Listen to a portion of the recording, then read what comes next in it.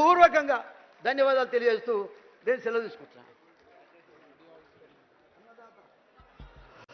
గౌరవనీయులు మన ముఖ్యమంత్రి వర్యులు పెద్దలు మాట్లాడవలసిందిగా మనం చేస్తున్నాం.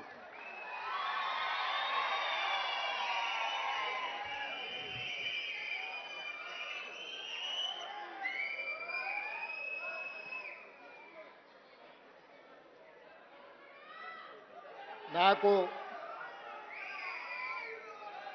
అత్యంత ఆప్తుడు,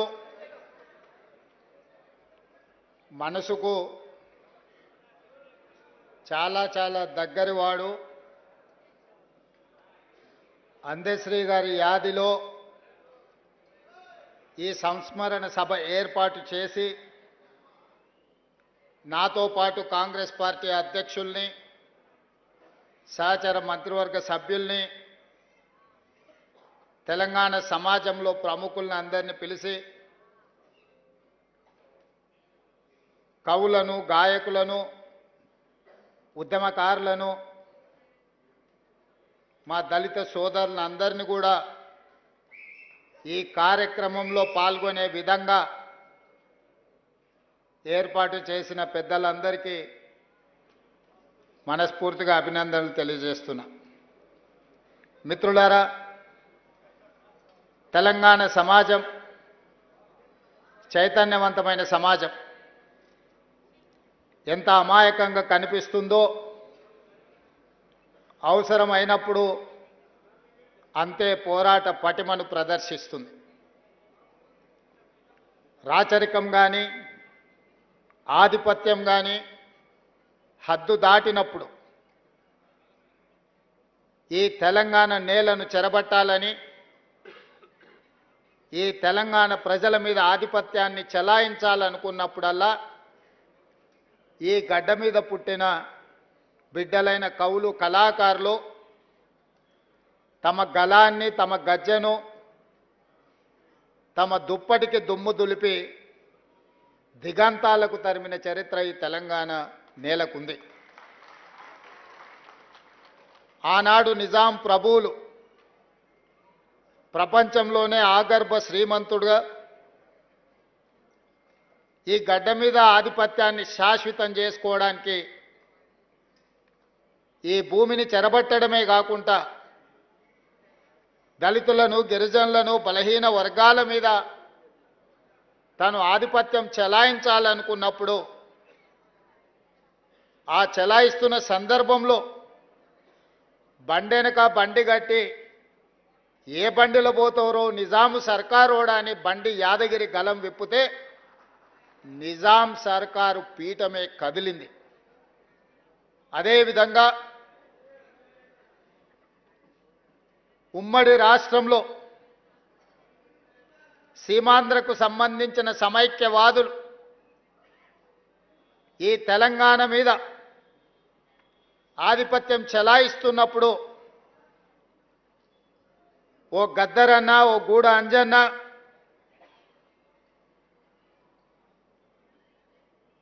ఓ అందశ్రీ, ఓ గోరెటి ఎంకన్న ఇక వీళ్ళ ఆధిపత్యానికి చరమగీతం పాడాల్సిందే, ఈ తెలంగాణ భూమికి విముక్తి కలిగించాల్సిందే అని చెప్పి మలిదశ తెలంగాణ ఉద్యమానికి పునాదులు వేసింది. అందులో భాగంగానే బడికి వెళ్ళని, బడి ముఖమే చూడని అందశ్రీ అన్న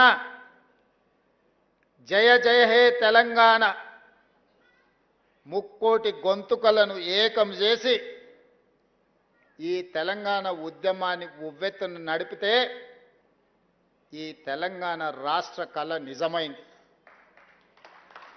ఉస్మానియా, కాకతీయ యూనివర్సిటీలనే కాదు, ప్రపంచంలో ఏ మూలన ఉన్నా తెలంగాణ గుండెకు జయ జయ హే తెలంగాణ గీతాన్ని చేర్చి ఒక ఉద్యమ స్ఫూర్తిని రగల్చిన గొప్ప తెలంగాణ బిడ్డ అందశ్రీ. బడి ముఖమే చూడని సహజ కవి అందశ్రీ ప్రతి బడిలో ఈనాడు జయ జయ హే తెలంగాణ పాడుకునేంత గొప్ప ప్రభావాన్ని ఈ తెలంగాణ సమాజానికి అందించిండు. బాధతో ఉద్వేగంతో నేను ఈ మాట చెప్తున్నా. వచ్చిన తెలంగాణ రాష్ట్రంలో స్ఫూర్తిని నింపి తెలంగాణ రాష్ట్రాన్ని సాధించిన జయ జయ తెలంగాణకు అధికారిక హోదా లభిస్తుంది అని ఈ వేదిక మీద ఉన్నోళ్లే కాదు 4 కోట్ల తెలంగాణ ప్రజలు ఆకాంక్షించారు. జరిగిన ఉద్యమంలో అత్యంత కీలక పాత్ర. ఏ వేదిక కట్టినా ఏ ధూమ్ధాము పాడినా అందశ్రీ పాట లేకుండా అందశ్రీ లేకుండా తెలంగాణ ఉద్యమం జరగలేదు. ఏ వేదిక మీదైనా ఏ పెదాల మీదైనా జయ జయ తెలంగాణ నానకుంటా తెలంగాణ ఉద్యమం తెలంగాణ రాష్ట్ర సాధన సాకారం కాలేదు. అలాంటి గొప్ప స్ఫూర్తి వచ్చిన తెలంగాణ రాష్ట్రంలో రాష్ట్రీయ గీతంగా తెలంగాణలో వెలుగొందుతుందని 4 కోట్ల ప్రజలు అనుకున్నప్పుడు ఆనాటి పాలకుల నిర్ణయాల వల్ల జయ హే జయ హే తెలంగాణ మూగబోయింది. అది శాశ్వతమని వాళ్ళు భ్రమపడ్డారు. ఎందుకంటే ఈ గీతం తెలంగాణ గుండెల్లో ప్రతిధ్వనించినంత కాలం తెలంగాణ ఉద్యమం ఎవరు చేసిండ్రా అంటే ఓ గద్దరన్న చేసిండు, ఓ అందశ్రీ చేసిండు, ఓ గోరె టెంకన్న చేసిండనే, ఓ జయరాజ్ చేసిండనే చర్చ వస్తుంది. కాబట్టి ఈ స్ఫూర్తి నింపిన కవుల యొక్క కవితా గానాలను ఈ తెలంగాణలో వినిపించకుండా చెయ్యాలని ఆనాటి పాలకులు కుట్ర చేసిండ్రు. నేను ఎక్కడో చదివిన పెన్నే కదా అని మన్ను కప్పితే గన్నులై మొలకెత్తుతాయని.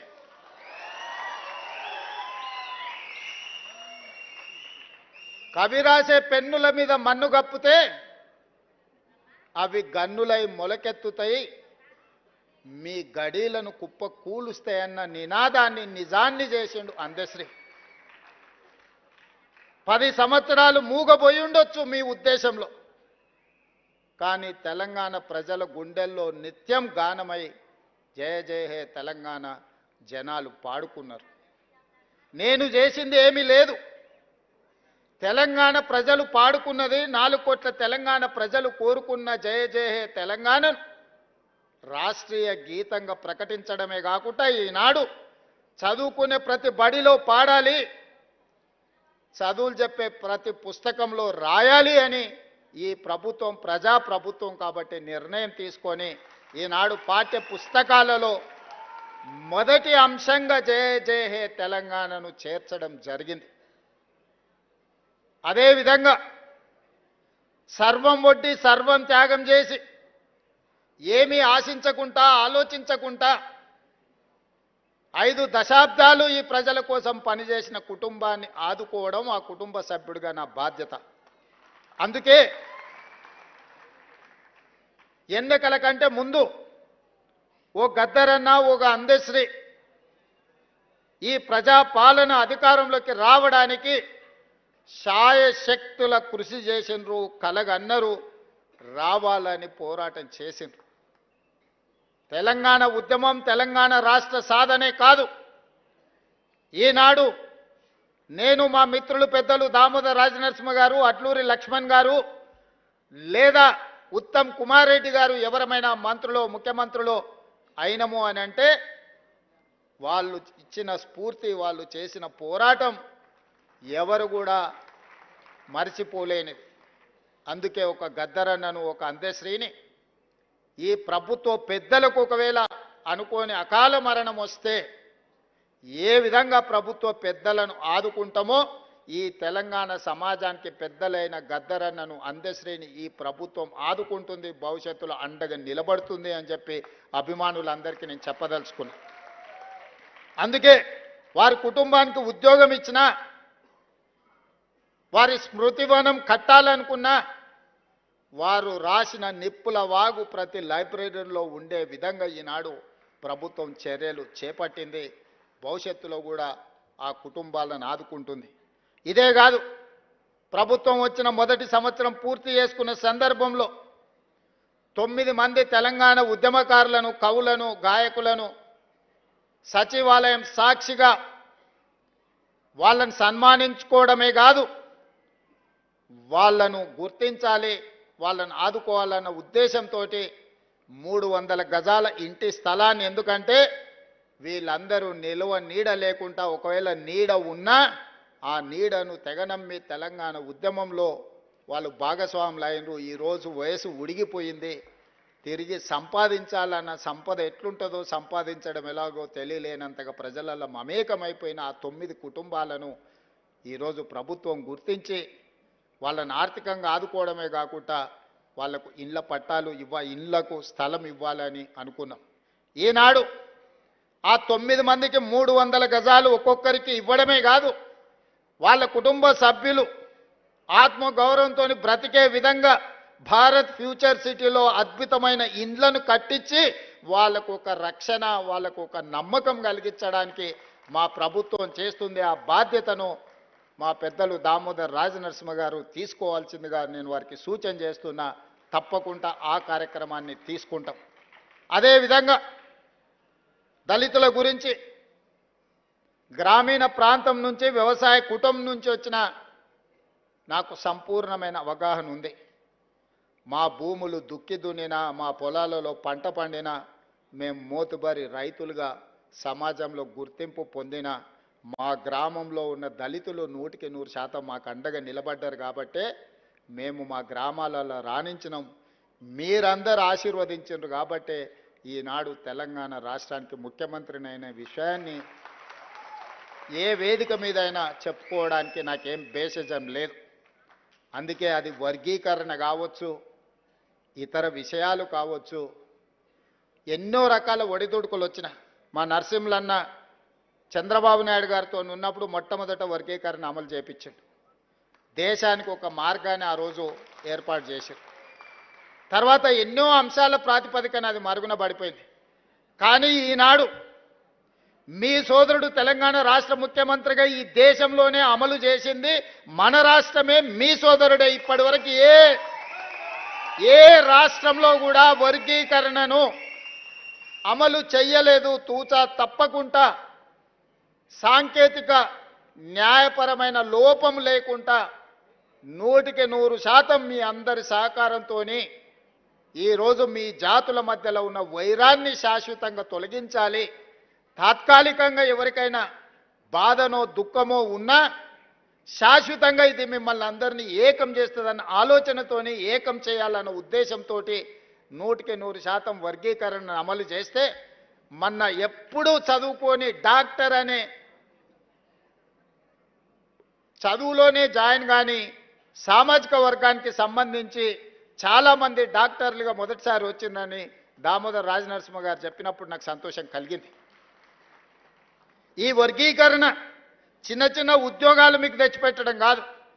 మీరు డాక్టర్లుగా, లాయర్లుగా, ఇంజనీర్లుగా, గొప్ప సైంటిస్టులుగా, ఐఏఎస్లుగా, ఐపీఎస్లుగా రాణించి ఈ రాజ్యంలో, ఈ పరిపాలనలో మీరు భాగస్వాములు కావాలి. తెలంగాణ పునర్నిర్మాణంలో మీరు నిలబడాలి అని నేను 100% విశ్వసించి ముందుకు తీసుకెళ్ళిన. ఇదే కాదు మిత్రులారా, నా మంత్రివర్గంలో 4 దళితులు మంత్రులు ఉన్నారు. స్పీకర్ దళితుడు ఉన్నాడు. ఉమ్మడి రాష్ట్రంలో కూడా 4కి ఇవ్వలేదు. ఇవాళ తెలంగాణలో రెట్లు 3 ఉంటే దళితులు 4 ఉన్నారు మంత్రివర్గంలో. స్పీకర్ ఉన్నారు. 17% జనాభా మీరుంటే 27% మంత్రివర్గంలో ప్రాతినిధ్యం దళితులకు ఈరోజు అందించిన గిరిజనులకు కాకుండానే దళిత సామాజిక వర్గానికి ఈరోజు ఇవన్నీ చేసినాం. దీనికి ప్రధానమైన కారణం శ్రీమతి సోనియా గాంధీ, రాహుల్ గాంధీ గారు మీ పట్ల ప్రేమతో ఉన్నారు, దయతో ఉన్నారు కాబట్టే ఇవన్నీ చేయగలిగినాం.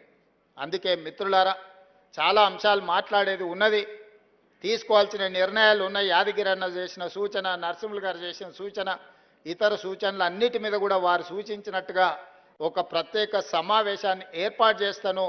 రీసెర్చ్కు సంబంధించి మా ఊరోడు మా కాసిం కూడా సూచన చేసిండు. తప్పకుండా ఆ సూచనల నేపథ్యంలో ఒక ప్రత్యేక సమావేశాన్ని ఏర్పాటు చేసి మీరిచ్చిన సూచనల మీద ప్రభుత్వం ఏ రకమైన నిర్ణయం తీసుకోవాలనో తప్పకుండా తీసుకుంటుంది. చివరగా ఒకే ఒక్క మాట, ఎన్ని వజ్రాలున్నా కోహినూరు వజ్రానికి పోటీ లేదు. దశాబ్దాలే కాదు శతాబ్దాలు గడిచిన వజ్రాల గురించి చర్చించాల్సి వచ్చినప్పుడు కోహినూరు వజ్రాందే మొదటి స్థానం.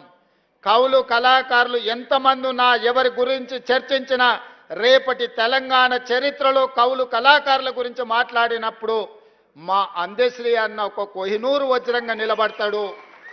అది శాశ్వతం చెయ్యడానికి ఆ కోహినూరు వజ్రాన్ని, వారి కీర్తిని, వారి కుటుంబాన్ని ఆదుకునే బాధ్యత నాది, మా ప్రభుత్వాన్ని అని తెలియజేస్తూ మీ అందరి దగ్గర సెలవు తీసుకుంటున్న ధన్యవాదాలు మిత్రులారా. పెద్దలు రాష్ట్ర కాంగ్రెస్ పార్టీ అధ్యక్షులు మహేష్ అన్న ఒక ప్లీజ్ ఒకటి అది ఆవిష్కరించాలి, ఒక పాట ఆవిష్కరించాలి అంతే.